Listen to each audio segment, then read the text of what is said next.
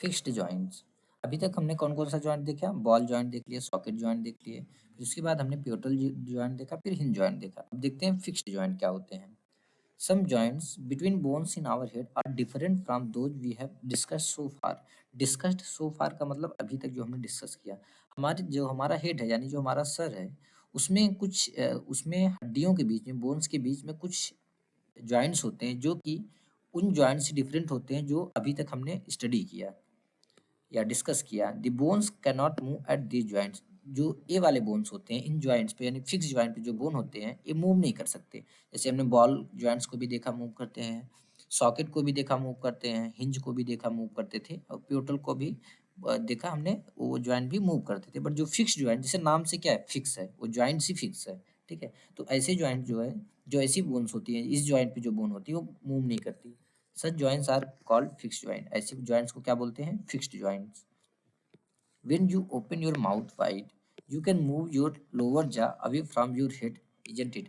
देखो ऐसा है कि जब अपना आप माउथ ओपन करोगे, वाइड मतलब पूरा ओपन करना है आपको, ठीक है, पूरी तरीके से आपको अपना मुंह जो है उसको ओपन करना है। उसके बाद लोअर जा यानी नीचे का जो जबड़ा होता है, ठीक है, जैसे कि यहाँ पे आप देख सकते हो, यहाँ पे ये ऊपर का जबड़ा है, अपर जा, ये नीचे का है।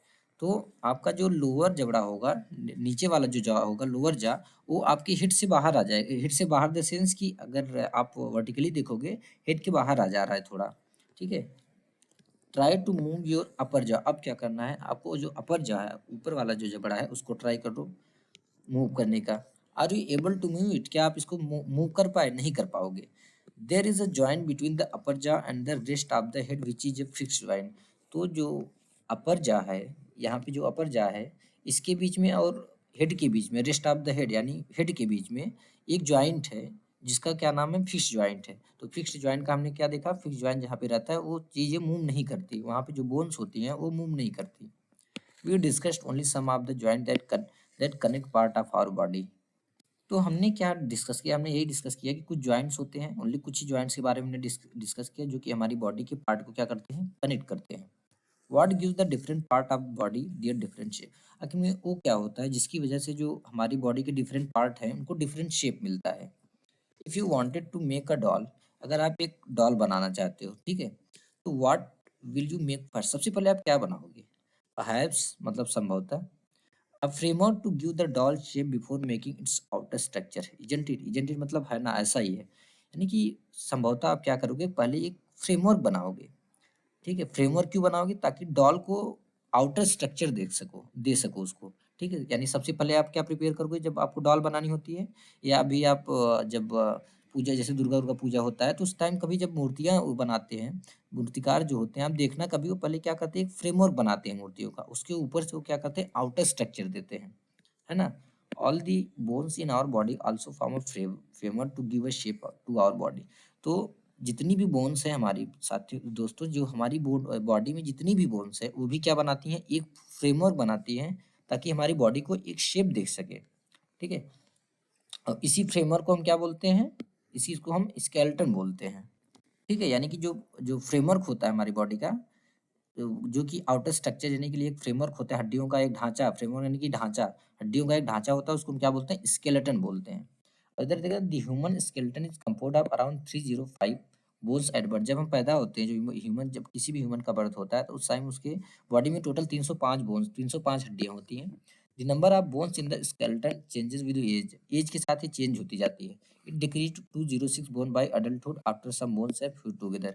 फ्यूज टुगेदर यानी कि एक साथ जुड़ जाते हैं। कुछ बोन्स होती है ना, अभी एक कोई बच्चा पैदा होता है, देखना उसके सर पे तुमको लगेगा बहुत सारी बोन्स है, पहले से ही लगता है कि मतलब हर जगह अलग अलग है, थोड़ा सेपरेटेड है। तो जैसे जैसे वो एडल्ट होते जाता है, तो जब एडल्ट हो जाता है तो उसकी बॉडी में कितनी हड्डियां बचती हैं? 206 बचती हैं। यानी 305 से कितना कम हो गई? 99 कम हो गई। जैसे यहाँ पे ये पूरा जो जैसे बॉडी का फ्रेमवर्क है ना, पूरा बोन्स देखो, पूरी बोन्स है, इसको हम क्या बोलते हैं? This is skeleton. How do we know that this is the shape of a human skeleton? हम कैसे जानेंगे कि ये जो शेप है ये ह्यूमन स्केलेटन का है?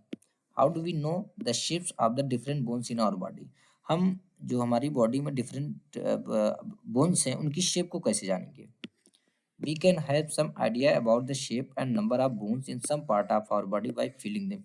यानी कि हम महसूस करके हमें कुछ आइडिया लग सकता है या हम कुछ आइडिया लगा सकते हैं कि हमारी बॉडी में जो बोन्स हैं उनकी शेप क्या है, या हमारी बॉडी में हड्डियों की संख्या कितनी है, उनको फील करके। One way we could know this shape better would be to look at X-ray images of the human body. एक सबसे बढ़िया तरीका जो है इसका शेप को देखने का, नंबर को देखना, वो है किसी एक ह्यूमन की बॉडी का एक्सरे इमेज हम देखें। ठीक है। Did you or anyone in your family ever have an X-ray of any part of your body taken? क्या क्या आपका या आपकी फैमिली में किसी एक मेंबर का कभी भी, मतलब आप अभी के टाइम तक कभी एक्सरे हुआ है किसी उसकी बॉडी के पार्ट का, किसी भी बॉडी के पार्ट का, मान लो फिंगर हो गया या पूरी बॉडी हो गई या हाथ हो गया है, कभी किसी ने एक्सरे कराया है? आप या आपकी फैमिली में कोई किसी भी बॉडी के पार्ट का? ठीक है। Sometimes when we are hurt, जब हमें कभी चोट लगती है, और हैव एन एक्सीडेंट, या कभी हम एक्सीडेंट से सफ़र करते हैं, doctors use these X-ray images to find out about any possible injury that might have happened to the bones. तो डॉक्टर्स क्या करते हैं उस टाइम, उनको लगता है कि अगर इस पार्ट में थोड़ा चोट लगी है, एक्सीडेंट हुआ है, तो वो पॉसिबल इंजरीज चेक करने के लिए उस बॉडी के उस पार्ट का क्या करते हैं, एक्सरे करते हैं। ठीक है। तो उनको बोन्स को देखने के लिए कि बोन्स अपने सही स्ट्रक्चर में है कि नहीं। The X-rays show the shape of the bones in our body. जो एक्सरे है वो क्या दिखाता है कि हमारी बॉडी में बोन्स की शेप क्या है। Feel the bones in your four arm. जो आपकी फोर आर्म है उसमें बोन्स को फील करो, अपर आर्म में भी फील करो, लोअर लेग में और अपर लेग में भी। जैसे यहाँ पे आपको फील करना है, फिर यहाँ पे फील करना है, अब लोअर लेग में फील करना है, फिर अपर लेग में भी फील करना है। ठीक है। उसके बाद क्या करना है, try to find the number of bones in each part. अब ईच पार्ट में थोड़ा ट्राई करो अपने से टच करके फील करने का क्या मतलब है, उसको टच करो, फील करो कि कितनी इसमें बोन्स हैं। ठीक है। अब क्या करना है, बेंड योर फिंगर्स। अपनी फिंगर्स को बेंड करो, मोड़ो। Are you able to bend them at every joint? क्या आप उसको हर जॉइंट पे बेंड कर पा रहे हो? How many bones does your middle finger है? जो आपकी मिडल फिंगर है इसमें कितनी बोन्स हैं? Feel the back of your palm. जो पाम मतलब पंजा जो आपका है, उसके बैक में इसको फील करो। It seems to have many bones. ऐसा लगता है, इजंट इट? ऐसा लगता है कि बहुत सारी बोन्स हैं, ऐसा फील होता है कि बहुत सारी बोन्स है मिडिल फिंगर में, है ना। Is your wrist flexible? जो अपना रिस्ट है, इसको रिस्ट बोलते हैं, ये क्या ये फ्लेक्सिबल है? It is made up of several small bones called carpals. यानी जो हमारी रिस्ट होती है वो बहुत सारी छोटी छोटी बोन्स की, छोटी छोटी हड्डियों की मिलकर बनी होती है, उसको क्या बोलते हैं हम? कार्पल्स बोलते हैं, कार्पल्स। ठीक है। What will happen if it has only one bone? अच्छा, क्या होता है अगर जो हमारी रिस्ट है उसमें केवल एक बोन होती? आप सोचो अगर केवल एक बोन होती, क्या हम उसको टर्न कर पाते, उसको घुमा पाते? नहीं कर पाते। ठीक है। चलो हम एक्टिविटी 4 के तहत कुछ देखते हैं। Take a deep breath. हमने फिंगर का देख लिया, यानी हाथों का देख, अब आपको क्या करना है, एक गहरी लंबी सांस लेना है and hold it for a little while. अब कुछ टाइम के लिए इसको होल्ड करना है।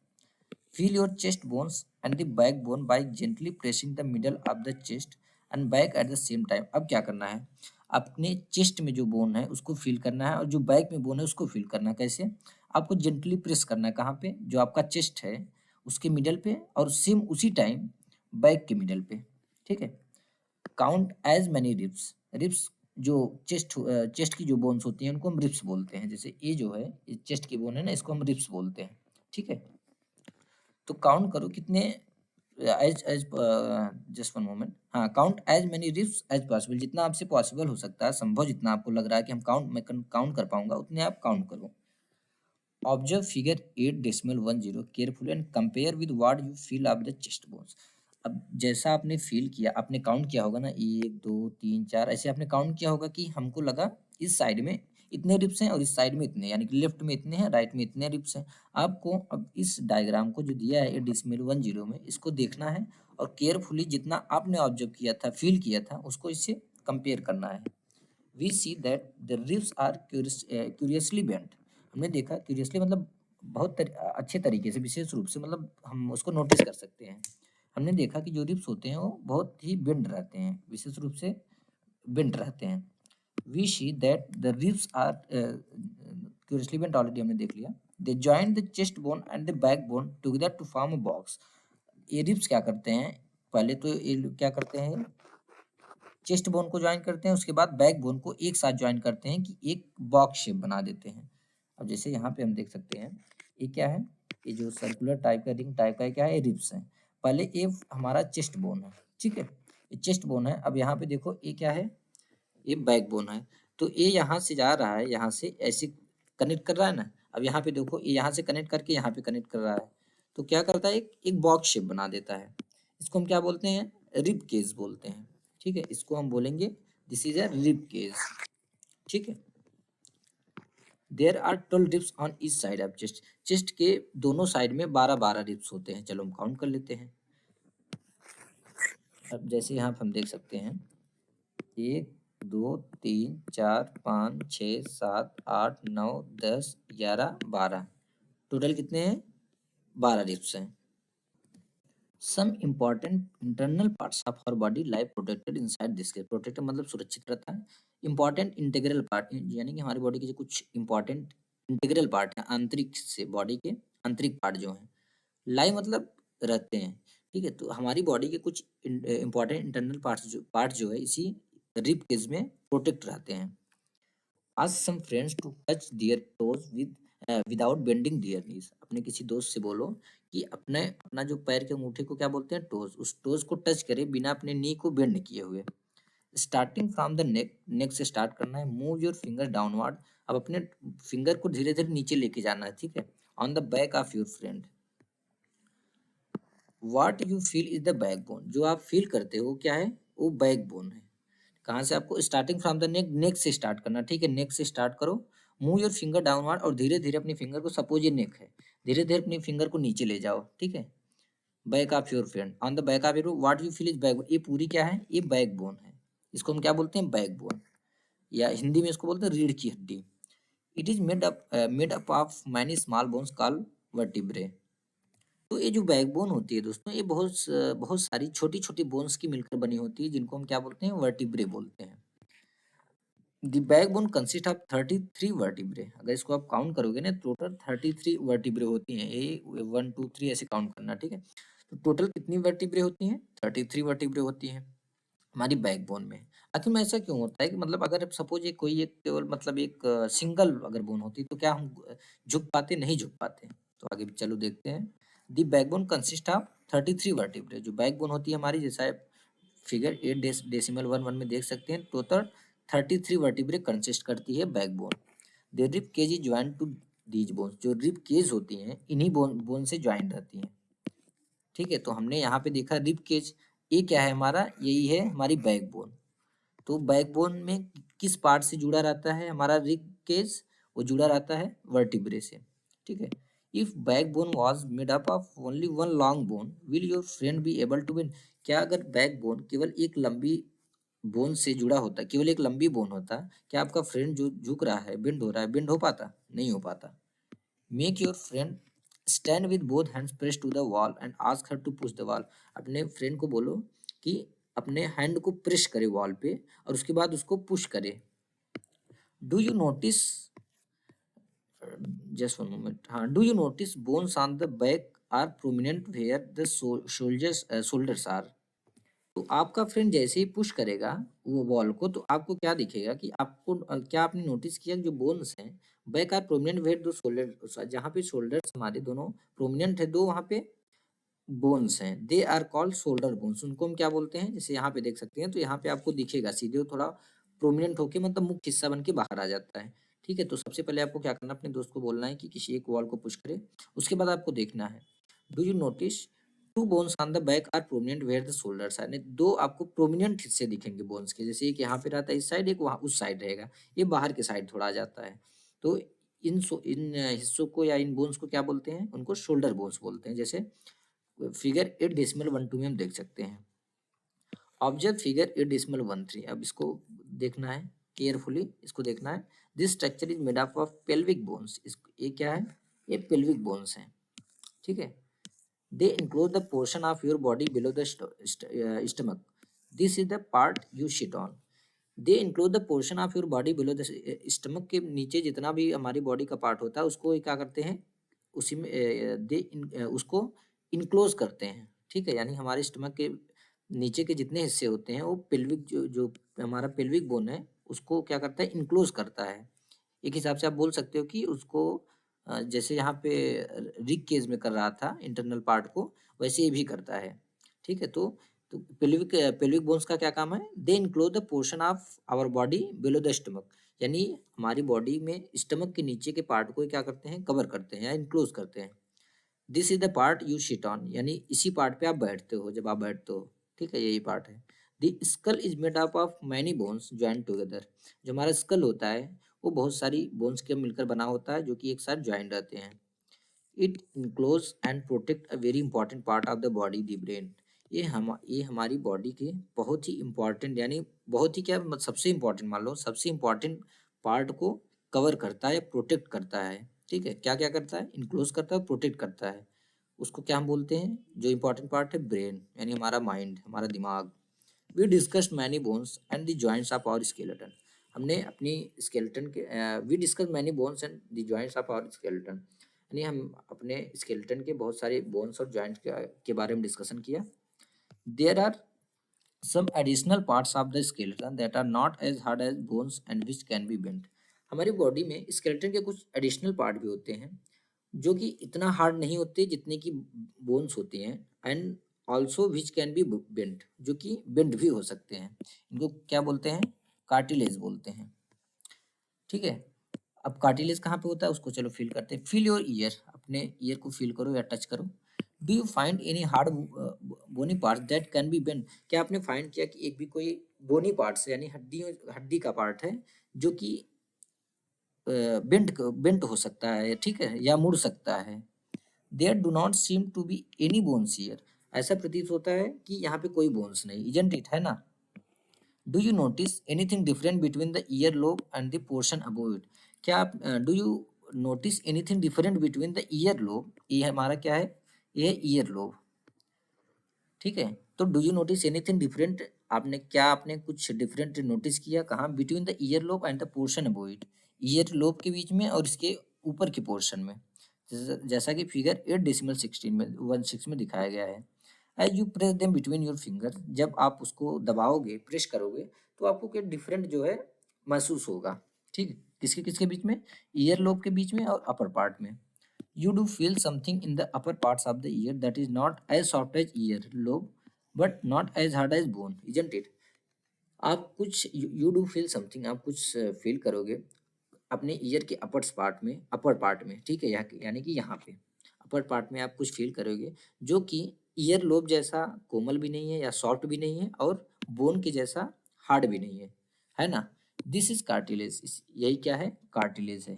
ठीक है, this is cartilage. Cartilage is also found in the joints of the body, जो कार्टिलेज होते हैं वो बॉडी की जॉइंट्स में भी पाए जाते हैं। We have seen that our skeleton is made up of many bones, हमने देखा कि जो हमारी स्केलेटन होती है, जो हमारा कंकाल, मनुष्य का कंकाल होता है, वो बहुत सारी बोन्स की मिलकर बना होता है, बहुत सारी जॉइंट्स होती हैं एंड कार्टिलेज, बहुत सारे कार्टिलेज होते हैं। You could feel bend and move many of them, इनमें से आप बहुत सारे फील कर सकते हो, बेंड कर सकते हो और मूव कर सकते हो। Draw a neat figure of the skeleton in your notebook, अपनी नोटबुक में आपको एक स्केलेटन का एक अच्छा सा फिगर ड्रॉ करना है। We have learn about the bones in our body and about joints that help us move in different ways. हमने क्या क्या सीखा अभी तक? हमने सीखा कि हमारी बॉडी की बोन्स के बारे में और उन जॉइंट्स के बारे में जो कि हमको मूव करने में डिफरेंट तरीके से हेल्प करती हैं। What makes the bones move the way they do, यानी कि हमने देखा तो जो बोन्स हैं वो मूव करते हैं, हम चलते हैं, हमारे पैर लेग वाले बोन्स मूव करते हैं, हम हाथ से कुछ वर्क करते हैं, हमारे हाथ के बोन्स मूव करते हैं। आखिर में क्यों करते हैं? उनको कौन करने के लिए ऐसा बोलता है? चलो अब देखते हैं, चलो इसके बारे में फाइंड आउट करते हैं। ठीक है, क्या मतलब कि बोन्स अपने से ऊपर नीचे होती हैं? चलो देख लेते हैं इसको। Make a fist with one hand, आपको एक हाथ से फिस्ट बनाना है, मतलब कि मुट्ठी बांधना है। ठीक है, मुट्ठी बांधो। Bend your arm at the elbow and touch your shoulder with the thumb. अब आपको क्या करना है? पहले तो आपने एक हाथ से मुट्ठी बंद किया, उसके बाद bend your arm at the elbow, elbow यानी जो आपकी कोहनी, हाथ की कोहनी है, उस वहां से उसको बेंड करो, घुमाओ। Touch your shoulder with the thumb, अपने थंब यानी कि अपने हाथ के अंगूठे से अपने शोल्डर को टच करो, जैसे कि यहाँ पे दिखाया है आपको। बेंड, ये आपने फिस्ट बनाया, फिर इसको यहाँ से ले जाके आपको शोल्डर को टच करना है। चलो, फिर इतना आपने कर लिया है। अब देखो, do you see any change in your upper arm, क्या आपने अपनी जो अपर आर्म है उसमें कुछ चेंजिंग दिखा? Touch it with the other hand, अब इसको दूसरे हैंड से, दूसरे वाले हाथ से टच करो, जो अपर आर्म में चेंज दिखा। Do you observe a swollen region in the upper arm, क्या आपने फील किया या देखा कि एक सोलन रीजन सूजा हुआ पार्ट है आपके अपर आर्म में, जो यहाँ पे दिखता है। ठीक है, दिस इज मसल, इसी को हम क्या बोलते हैं? Muscle. The muscle bulk due to contraction it become smaller in length. Contraction मतलब किसी चीज का होता है कि सिकुड़ना। ठीक है, अगर नॉर्मल लैंग्वेज में बोले, कॉमन लैंग्वेज, तो एक सिकुड़ना, सिकुड़न आ जाता है। तो मसल बल्क कब होती हैं, यानी उभरती कब हैं? जब वो कॉन्ट्रैक्शन में आती हैं, यानी कि जब सिकुड़ती हैं। सिकुड़ने से क्या होता है, उनकी लेंथ जो होती है, उनकी जो लंबाई होती है, वो क्या हो जाती है? कम हो जाती है। Now bring your arm back to its normal position. अब क्या करना है? अब इस आर्म को आपको इस पोजिशन में लाना है, नॉर्मल पोजिशन में। What happened to the muscle, अब मसल में क्या हुआ? क्या यहाँ पे जो बल्क पार्ट हिस्सा था या सोलन हिस्सा, अभी वो नॉर्मल नहीं हो गया? नॉर्मल हो गया। You can observe, is it still contracted, क्या अभी भी ये कॉन्ट्रैक्शन में है? You can observe similar contraction of muscle in your leg when you walk और रन। आप कभी भी ऑब्जर्व करना, अभी जब चलोगे या दौड़ोगे, जैसे ही आपका लेग इस पोजीशन में आता है, नॉर्मली इसी लगभग पोजीशन में आता है, तो आपका जो अपर लेग है वहाँ पे भी मसल्स जो होती हैं कॉन्ट्रैक्शन में आ जाती हैं। ठीक है, चलो आगे देखते हैं, आगे क्या होता है। When contracted the muscle becomes shorter, देखो जब कॉन्ट्रैक्शन आता है, जब सिकुड़न आती है किसी भी हिस्से में, क्या होता है? लंबाई में कम हो जाता है। तो सेम मसल के साथ भी यही होता है, स्टीफर हो जाती हैं एंड थिकर हो जाती हैं। इट पुल्स द बोन, अब जब ये स्टीफर हो जाती हैं, शॉर्टर हो जाती, थिकर हो जाती हैं, तब ये क्या करती हैं? बोन को पुल करती हैं, अपने अपनी तरफ खींचती हैं। Muscles work in pairs, muscles normally pair में काम करती हैं। when one of them contract the bone is pulled in that direction, जब उन पेयर में से, यानी जो अगर दो दो रहती है नॉर्मली, एक when one them contract, उन दोनों में से जब एक कॉन्ट्रैक्ट पोजीशन में आएगा, कॉन्ट्रैक्शन में आएगा, तो बोन क्या होती है? जो वाली कॉन्ट्रैक्शन पोजीशन में आएगी उसी डायरेक्शन में क्या होगा? बोन उसी डायरेक्शन में पुल होगी। The other muscle, muscle of the pair relax, उस टाइम जो दूसरी मसल है वो रिलैक्सेशन में आ जाती है, मतलब वो आराम करती है उस time. To move the bone in the opposite direction, और दूसरी डायरेक्शन में बोन को मूव करने के लिए the relaxed muscle contract to pull the bone toward its original position. तो जब हम दूसरी पोजीशन में करना चाहते हैं, तो उस टाइम जो रिलैक्स्ड मसल है, जो पहले की प्रोसेस में रिलैक्स कर रही थी, अब वो उधर चली जाती है, वो वाली कॉन्ट्रैक्शन में आ जाती है। अब वो जो हमारा बोन है, बॉडी का जो बोन है, वो उस साइड चला जाएगा। वाइल द फर्स्ट रिलैक्स है, जो पहले कॉन्ट्रैक्शन में थी वो रिलैक्स करने लगती है। अब देखो इसको हम यहाँ से समझते हैं। अब जैसे इस पोजीशन में क्या हुआ दोस्तों, इस पोजीशन में एक पेयर में हमेशा मसल रहती है, एक ये मसल हो गया, एक ये मसल हो गया। जब इस पोजीशन में हमने लाया, अंगूठे से या थंब से इसको टच करना चाहा, तो इस पोजीशन में ए वाली जो है, ये चली गई किसमें? कॉन्ट्रैक्शन में आ गई। ठीक है, इसमें कॉन्ट्रैक्शन में आ गई। तो जो हमने देखा कि जो मसल कॉन्ट्रैक्शन में आती है, तो हमारी बोन उसी के साइड पुल होती है। तो अगर ये कॉन्ट्रैक्शन में आ गई, तो ऑब्वियसली हमारी बोन इस साइड पुल होगी। ठीक है, इस साइड पुल हो गई। ठीक है भैया, और इस टाइम ये क्या रहेगा? ये वाली बोन ये रिलैक्सेशन मोड में रहेगी, ये रिलैक्स करेगी, करेगी कि भैया काम कर, तू अभी काम कर रहा है, हम रिलैक्स कर लेते हैं। ठीक है, ये अब सेकंड पोजीशन में क्या होगा? अब ये वाला मसल इसको बोलेगा कि काम करो भाई, हमने बहुत काम कर लिया, हम थक गए। ठीक है, अब हमको रिलैक्स करना है। तो ये काम करेगा, अब बंदा ये नॉर्मल पोजीशन में आ गया, और इस पोजीशन में जो ए मसल्स होती है, ए वाली मसल कहाँ पे चली जाती है?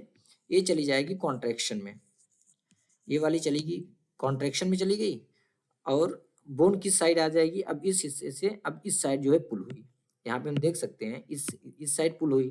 ठीक है, यानी इधर खिंचाव हो जाएगा बोन में। अब ये वाला जो हिस्सा था, अपर वाला जो आर्म था, अपर आर्म का जो, ये खैर तो दोनों ही अपर आर्म के हैं, जो ये वाला हिस्सा था इसका मसल का, ये चला जाएगा इधर अब रिलैक्सेशन मोड में।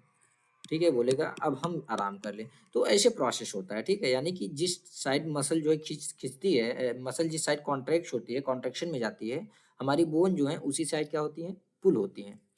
अब मसल कैन ओनली पुल, एक मसल क्या कर सकती है? केवल पुल कर सकती है, इट कैन नॉट पुश, ये पुश नहीं कर सकती, इतना याद रखना है ये आपको, ये पुश नहीं कर सकती, यानी धक्का नहीं दे सकती। दस इसलिए two muscles have to work together to move a bone, इसीलिए हमेशा दो मसल्स को काम करना पड़ता है एक बोन को मूव करने के लिए। नहीं तो अगर सोचो यहीं पे अगर हम देख लें, यहीं पे अगर एक मसल से काम हो जाता, यानी इस साइड में जब एक कॉन्ट्रैक्शन में गया ये पुल करता, अगर पुश करने की भी इसमें क्षमता होती तो इसकी जरूरत ही नहीं पड़ती, ये पुश भी कर देता ना। लेकिन नहीं, ये केवल पुल करता है, पुश नहीं करता। Our muscles and bones always required for movement? क्या मसल और बोन्स हमेशा जरूरी है मूवमेंट के लिए? जब हमको मतलब मूवमेंट करना है या मूव करना है, क्या इन दोनों की जरूरत पड़ेगी हमेशा, मसल और बोन्स की? तो how do other animals move, यानी अदर जो एनिमल होते हैं वो कैसे मूव करते हैं? Do all animals have bones? क्या सारी एनिमल्स के पास, यानी वर्ल्ड में सारे एनिमल्स में बोन्स होता है? देखते हैं। व्हाट अबाउट एन अर्थवर्म और अ स्नेल? अर्थवर्म का मतलब होता है, जो अर्थवर्म होते हैं उनको केचुआ, हिंदी में केचुआ बोलते हैं।